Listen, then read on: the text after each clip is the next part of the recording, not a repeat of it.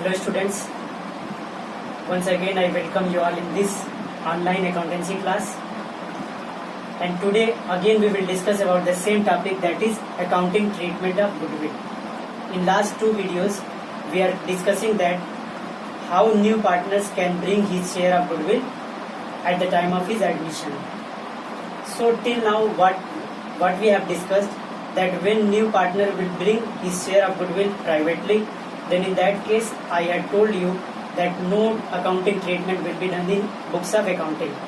And after that we have studied about cash premium, means when new partner will bring his premium amount in cash.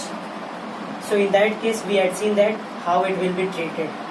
Today we will discuss about that. The discussion of cash premium, we have also discussed about premium in kind, means sometimes new partner may not be able to bring his share of goodwill in cash, but at the same time he will be in a position to pay the premium for goodwill amount or premium for goodwill worth in the form of kind or in the form of assets.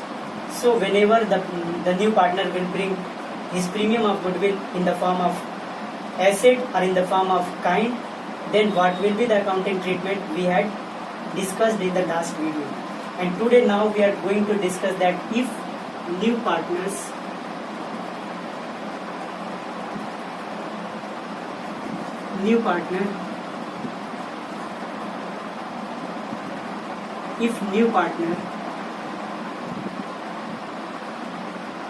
does not bring his or her share of goodwill in cash, okay, does not bring his or her share of goodwill in cash. So under this headline we have to study that whenever new partner would not be able to pay its share of goodwill in the form of cash, then how it will be treated in the books of accounting. यानी कभी कभी new partner क्या हो सकता है कि नया partner partnership business में आएगा तो कैपिटल का अमाउंट तो ले आ रहा है, बट वो प्रीमियम फॉर गुडविल का अमाउंट जो है वो कैश में नहीं ला रहा है। और इसी तरीके से कैश में नहीं ला रहा है तो जैसे लास्ट वीडियो में हमने देखा कभी कभी कैश नहीं लाता है तो कोई एसेट पे कर देता है, किसी एसेट के थ्रू वो प्रीमियम फॉर गुडविल अमाउंट पे कर देता है। बट यहाँ पे कह रहा है कि न तो वो कैश दे रहा है और न ही किसी और फॉर्म में वो प्रीमियम फॉर गुडविल का पैसा दे रहा है, but still sacrificing partners, they will demand for premium for goodwill amount because they have sacrificed some of the profit in favor of new partner.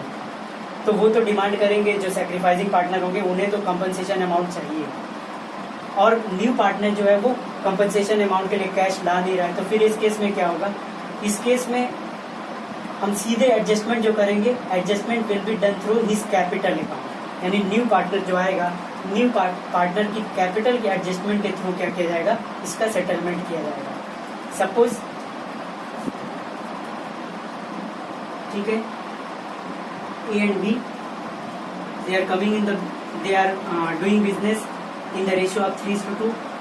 C is coming in the business for 1/6 share, okay, brings capital rupees 1 lakh, but he is unable to pay his share of goodwill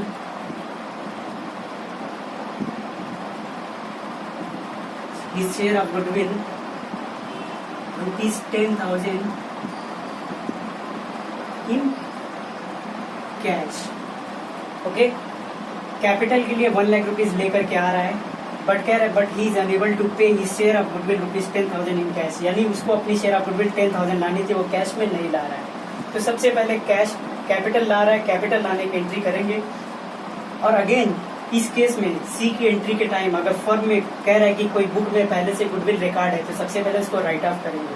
right off करने के लिए मैंने बताया था old partners capital account debit to goodwill in old ratio, यहाँ पे इस तरीके का कोई बुक वैल्यू नहीं दिया हुआ, अगर होता तो पहले राइट ऑफ करते, नहीं दिया तो इसलिए सीधे हम क्या करेंगे, कैपिटल लाने की एंट्री करेंगे। कैपिटल ला रहा है कैश में, cash account debit to C's capital account, ठीक है, 1 लाख।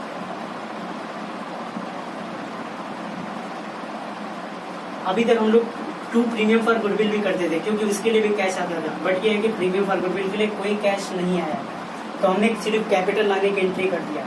बट स्टिल मैंने बताया कि सेक्रीफाइसिंग पार्टनर तो अपना जो 10,000 रुपीज कंपनसेशन अमाउंट होगा, they will demand for that, तो अगर डिमांड करेंगे तो कैसे पूरा किया जाएगा। अब यहीं पे सी की कैपिटल से एडजस्टमेंट किया जाएगा, यानी सी बोलेगा मेरे पास पैसे नहीं है, तो दोनों जो सेक्रीफाइसिंग पार्टनर्स होंगे वो क्या बोलेंगे, वो बोलेंगे ठीक है आज आपके पास पैसे नहीं है, तो आपका कैपिटल अकाउंट डेबिट किया जाएगा, यानी सी का कैपिटल अकाउंट डेबिट कर दिया जाता है पहले से ही, ठीक है, और इन दोनों का कैपिटल अकाउंट क्या कर दिया जाएगा, क्रेडिट कर दिया जाएगा। मैंने बताया था कि पार्टनरशिप बिजनेस में पार्टनर्स का आपस में जो भी सेटलमेंट होता है that all are done through their capital account, ठीक है। किसी भी पार्टनर को अगर कहीं से कुछ प्रॉफिट मिलना है, कोई भी गेन उनको रिसीव होना होता है, तो उनकी पार्टनर्स कैपिटल के क्रेडिट में लिख देते हैं, मतलब होता है कि उनका कैपिटल अकाउंट इंक्रीज कर गया। बाद में कभी भी जब पार्टनरशिप बिजनेस बंद होगा तो उनकी कैपिटल अकाउंट में जितना बैलेंस क्रेडिट शो कर रहा होगा that all they will get from the partnership business. इसी तरीके से अगर पार्टनर्स की कैपिटल के डेबिट में अगर अमाउंट लिखा जाए तो मतलब इतना बैलेंस उनके नेगेटिव कर दिया गया, ठीक है। तो इसका मतलब कि 10,000 सी कैपिटल ला रहा है, सी का कैपिटल अकाउंट 1 लाख से क्रेडिट हुआ, ठीक है, और यही उसका क्या किया जाएगा, जो भी गुडविल अमाउंट होगा, गुडविल अमाउंट से उसका कैपिटल अकाउंट क्या कर दिया जाएगा, डेबिट कर दिया जाएगा। 10,000 रुपीज इसको अभी नेगेटिव कर दिया जाएगा, ठीक है, इसके कैपिटल से एडजस्ट कर दिया जाएगा, बाकी जो पैसा मिलेगा वो किसको दिया जाएगा, सेक्रीफाइसिंग पार्टनर्स को। तो यहाँ जब भी न्यू पार्टनर कैश में पैसा नहीं लाएगा तो हम क्या करेंगे, न्यू पार्टनर्स का करेंट अकाउंट डेबिट करेंगे। अभी हम क्या करते थे, premium for goodwill account debit to sacrificing partners करते थे, अब क्या करेंगे, न्यू पार्टनर्स कैपिटल अकाउंट और करेंट अकाउंट। अगर कैपिटल फ्लक्चुएटिंग होगी तो कैपिटल अकाउंट, कैपिटल फिक्स्ड होगी तो करेंट अकाउंट से एंट्री पास करेंगे। तो सीज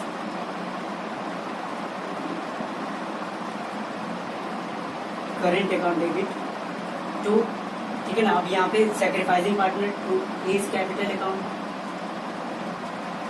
और टू बीस कैपिटल अकाउंट, ठीक है ना। वन मोर थिंग, ठीक है ना, वेरी इंपॉर्टेंट थिंग, जब भी whenever there will be ratio of old partners and there will be information of new partner and new partner's share of profit is given only and nothing else is given that C has taken from A or C has taken his share of profit from B or in which share or in which ratio C has taken from A and B. This kind of information is not given in the question. If simply it is said that C is new partner for 1/6 share or 1/8 share, 1/5 share. Nothing else is given that. So in that case, you will remember that their old partner, their old ratio will be their sacrificing ratio. ठीक है, एक बार फिर से सुनोगे, ठीक है। जब भी न्यू पार्टनर की एंट्री के टाइम सिर्फ न्यू पार्टनर का शेयर ऑफ प्रॉफिट दिया हो, ठीक है ना, ये ना बोला हो कि सी ने ए से ये गेन किया है या बी से गेन किया या ए और बी से किस रेशियो में गेन किया, कितना गेन किया, इस तरीके की कोई इन्फॉर्मेशन ना हो। सिर्फ ओल्ड पार्टनर्स का ओल्ड रेशियो दिया हो, न्यू पार्टनर का शेयर ऑफ प्रॉफिट दिया हो, तो in that case old partners old ratio will be their sacrificing ratio also. तो इसीलिए ये इनका 3:2 सैक्रिफाइसिंग रेशियो हो जाएगा। तो 10,000 से उसका कैपिटल अकाउंट डेबिट किया जाएगा, मतलब उसका कैपिटल अकाउंट उतना पहले ही नेगेटिव कर दिया गया, ठीक है ना। इसी तरीके से इसको 3 के रेशियो में मिलेगा तो इसको मिल जाएगा 6,000 और यहाँ मिल जाएगा 4,000, ठीक है, यानी 3/5 2/5। तो इसमें सिर्फ इतना ही करना है कि प्रीमियम फॉर गुडविल कैश में नहीं आया तो हम लाने की एंट्री नहीं कर रहे हैं, तो प्रीमियम फॉर गुडविल नहीं करेंगे। इसी तरीके से प्रीमियम फॉर गुडविल डिस्ट्रीब्यूट होता था, हम प्रीमियम फॉर गुडविल डेबिट करते थे क्योंकि पैसा लाता था। इस बार प्रीमियम फॉर गुडविल के लिए कोई पैसा नहीं लाया तो हम क्या करेंगे, उसका कैपिटल या करेंट अकाउंट, ठीक है, कैपिटल या करेंट अकाउंट। अभी फिलहाल हम कैपिटल जो है वो फ्लक्चुएटिंग कैपिटल, ठीक है, इसलिए हम सीज कैपिटल अकाउंट करेंगे। कैपिटल फिक्स्ड होगी तो सीज करेंट अकाउंट डेबिट, ठीक ना। इसी तरीके से to A's current account to B's current account, ठीक है। सीधे बुक का एक्सरसाइज क्वेश्चन देखते हैं इसके लिए। सी क्वेश्चन नंबर 33, ठीक है, इसमें 3 क्वेश्चन इस टॉपिक से दिए, मैं एक क्वेश्चन सॉल्व कर दे रहा हूँ। 33 कह रहा है एक्स एंड वाई, ठीक ना, of Punjab are partners sharing profits and losses in the ratio of 3:2। Okay, question number 33, X Y their ratio is 3:2। Okay, कह रहा है they agreed to admit their manager Z, ठीक है, जेड को उनका manager था, अब इसको पार्टनर बना है, ठीक है ना, मैनेजर होना वो आउटसाइडर थे, but now they are taking Z as their partner. ठीक है, कह रहा है कि new profit sharing ratio is 9:6:5। ठीक है, new ratio is given that 9, 6 and 5. Okay, then Z brings rupees 18,000 for capital. ठीक है, capital, Z brings capital that is rupees 18,000. Okay, but express, कह रहा है कि Z brings 18,000 for capital but express his inability to bring his share of goodwill in cash. कह रहा है कि 18,000 तो वो कैपिटल ला रहा है, बट वो अपनी गुडविल का अमाउंट लाने के लिए वो क्या कर रहा है, अपना इनेबिलिटी पे दिखा रहा है, मतलब कह रहा है कि I am not able to pay premium for goodwill amount in cash.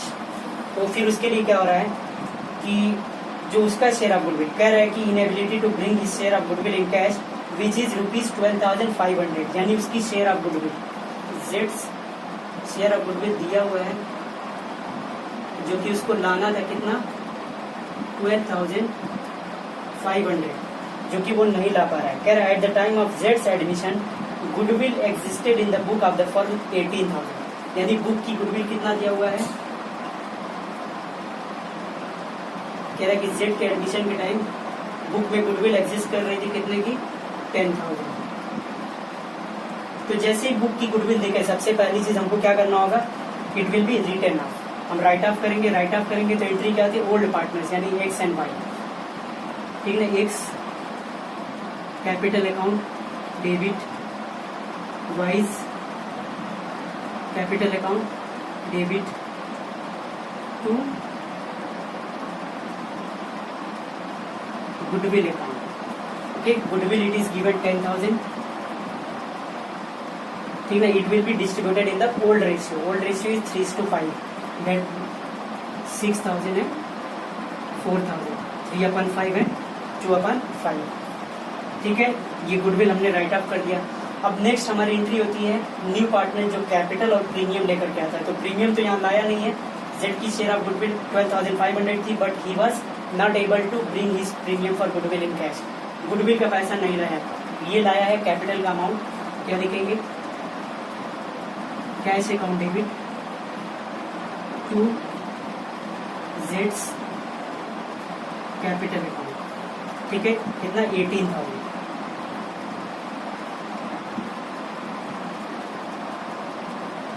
Okay, premium for goodwill नहीं लाया, अगर लाया होता तो 2 प्रीमियम फॉर गुडविल भी करते, लेकिन जैसे ही हम कैपिटल लाने की एंट्री करेंगे, अगेन अब क्या होगा, now premium for goodwill will be distributed among the sacrificing partners. ठीक है ना, अब सैक्रिफाइसिंग पार्टनर्स को देने के लिए हमको क्या करना पड़ेगा, सैक्रिफाइसिंग रेशियो निकालना पड़ेगा। यहाँ करते हैं वर्किंग नोट, ठीक है, वर्किंग नोट, तो एक्स के लिए एक्स सैक्रिफाइसिंग रेशियो और sacrificing value is equal to old ratio 3/5 minus new ratio 9/20 हो रहा है, 9 and 6 15 + 5 20, तो ये 9/20। ओके, एलसीएम हमारा यहाँ पे 20 ही होगा, 3/20।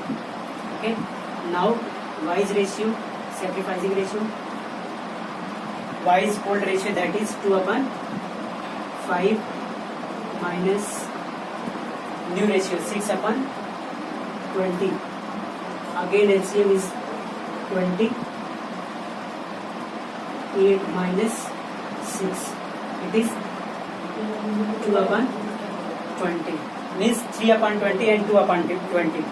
तो सैक्रिफाइसिंग रेशियो हमारा कितना हो गया, 3:2।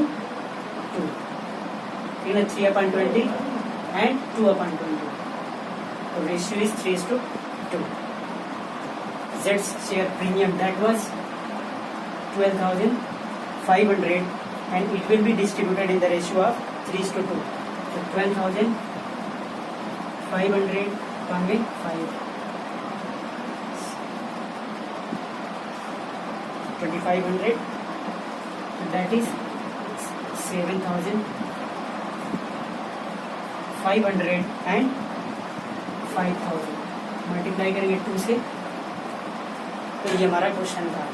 यानी सिर्फ डिफरेंस कहाँ आ रहा है, सिर्फ इसका मेथड, यानी जब भी न्यू पार्टनर अपना शेयर ऑफ गुडविल कैश में नहीं लाता है तो प्रीमियम फॉर गुडविल तब भी हमको देना पड़ेगा सेक्रीफाइसिंग पार्टनर्स को, लेकिन अब प्रीमियम फॉर गुडविल का पैसा नहीं लाया है तो हम लाने में उसकी एंट्री पहले करेंगे नहीं। दूसरा काम क्या होगा कि हम न्यू पार्टनर का कैपिटल अकाउंट से एडजस्टमेंट करेंगे। यानी अगर बोलेंगे कैश नहीं लाए और ठीक है, हम आपका कैपिटल अकाउंट अभी उतना अमाउंट से डेबिट कर देते हैं, मतलब नेगेटिव हो जाएगा उतना अमाउंट। अब देखो जेड कैपिटल लाया था तो 18,000 उसका क्रेडिट हो गया था, अब उसमें से 12,500 डेबिट हो गया तो मतलब उतना बैलेंस उसका नेगेटिव हो जाएगा, कम हो जाएगा। ठीक है, इस टॉपिक से रिलेटेड ये क्वेश्चन है, बाकी क्वेश्चन आपको होमवर्क करना होगा। ठीक है, आज के लिए अगेन इतना ही। Thank you.